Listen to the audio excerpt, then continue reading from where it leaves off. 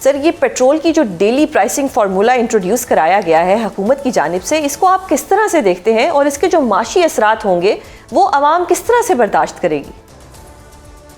जी बिस्मिल्लाहिर्रहमानिर्रहीम। Suzanne, thank you very much for having me in your show.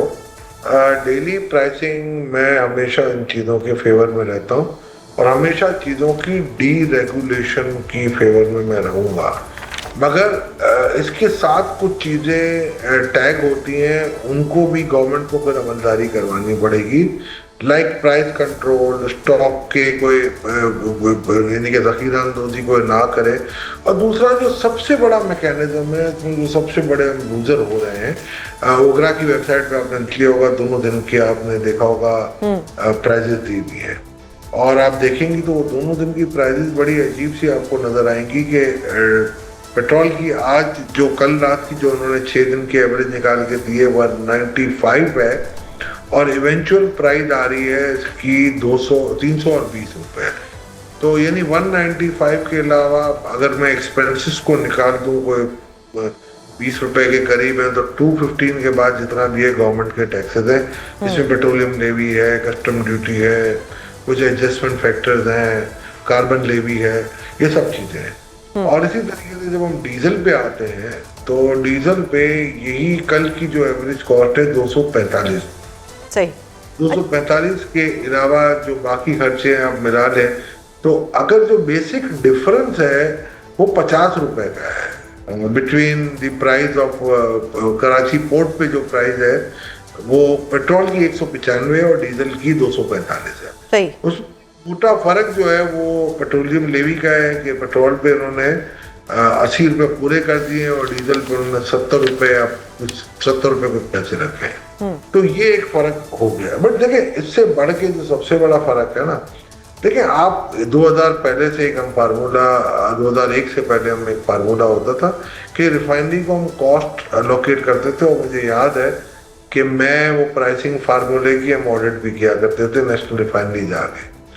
वो formula काफ़ी हद तक रोबोस्ट था और हर रिफाइनरी का अपना एक फार्मूला था, उसके तहत वो बनाया जाता था, उसकी एवरेज ली जाती।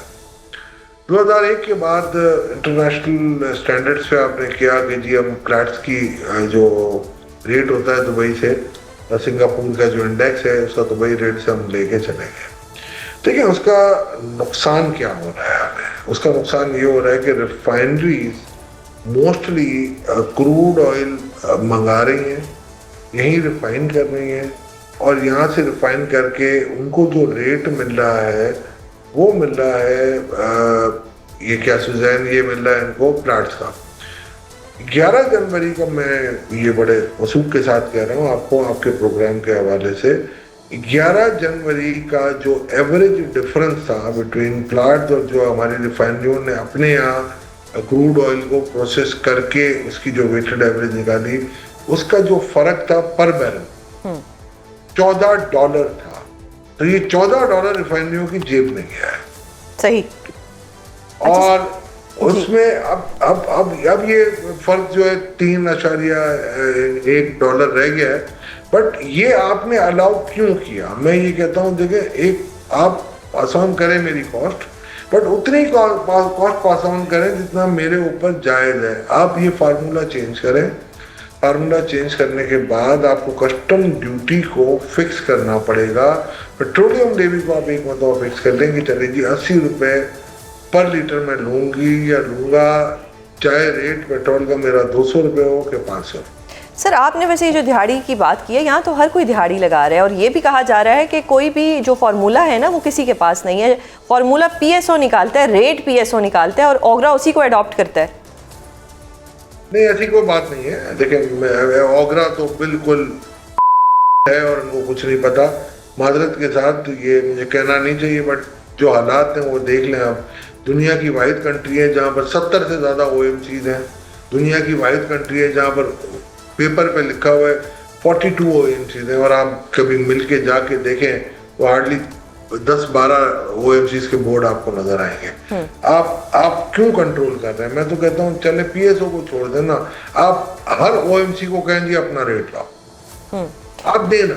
अब ओगरा का काम होना चाहिए था, प्राइस मैकेनिज्म अगर एक निकलता है तो वो स्टॉक को चेक करे, उनको रेगुलेट करे कि वेदर दे आर ऑपरेटिंग और नॉट, इनके साथ कोई और मसले हैं, गवर्नमेंट के इनके मसले उनको हल कराए, डीलर्स मार्जिन के मसले हल कराए, उनके मार्जिन को रेगुलेट कर ले। इसके अलावा ओगरा का काम होना ही नहीं चाहिए। आप देखें जितना आप रेगुलेट करेंगे ना चीजों को उतना ज्यादा खराब होगा।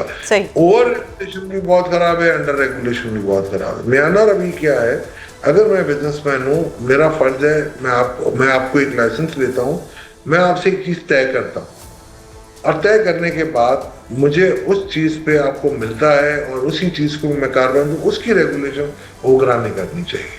ये नहीं हो कि ओगरा बैठी हुई और हर चीज में अपने डाल रही है और वहाँ ओएमसीज अपने स्टे ऑर्डर्स में चलता है। तो ये चीजें जो है ना ये करेक्ट करनी पड़ेंगी। आज भी मैं कहता हूँ लॉन्ग टर्म के लिए फ्लैट्स को आप हटा दें, फ्लैट्स की जगह जो रिफाइनिंग का पुराना 2001 से पहले वाला फार्मूला था उसको लेके आए। और ये देखा पेट्रोलियम डीलर एसोसिएशन अलग कर रही है, पेट्रोलियम ओनर्स एसोसिएशन अलग कर रहे हैं, अब उन सबको अपने मार्जिन बढ़ा रहे हैं। At the end of the day government ने तो ये मार्जिन नहीं देने, ये मार्जिन तो आपने और मैंने जेब से देने।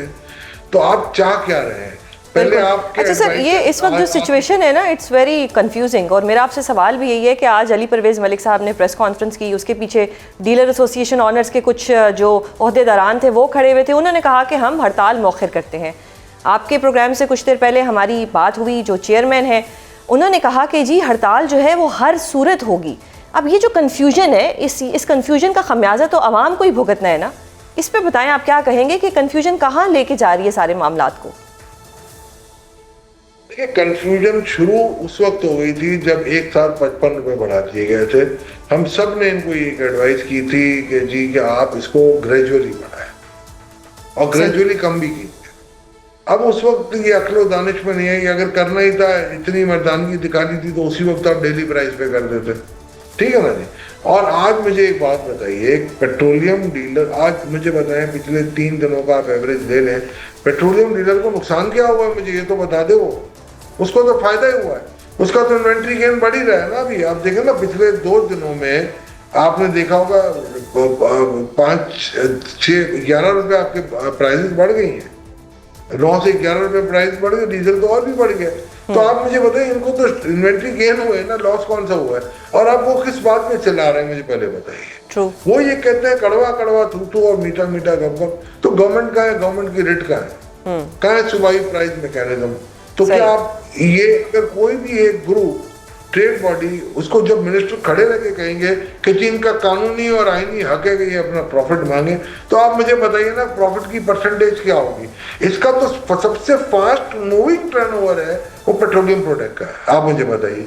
हाँ, कुछ रिमोट एरिया के पेट्रोल पंप्स हैं जिनको पेट्रोल लेट मिलता है, उनका उधर सही है कि जी हमने 2 दिन पहले ऑर्डर किया था, आज रेट कुछ और हो गया, हमें अगर कम हो जाएगा तो हमें लॉस हो जाएगा। बिल्कुल उन चीजों को आप हैंडल करें। हर चीज में अगर आप हैंडल करने के लिए बैठ जाएंगे ना सूझे, मेरा ख्याल है इस तरीके से आप आके अगर आप ये बात अब आके जस्टिफाई किया जा रहा था कि हम इनको इन्वेंट्री गेन क्यों दे रहे हैं, आके जस्टिफाई एडवाइजर साहब हमारे करते थे, कुछ हमारे मिनिस्टर साहब और एडवाइजर साहबान सब आगे करते थे कि जी जस्टिफाई किया जाए। क्यों जस्टिफाई कर रहे हैं आप भाई?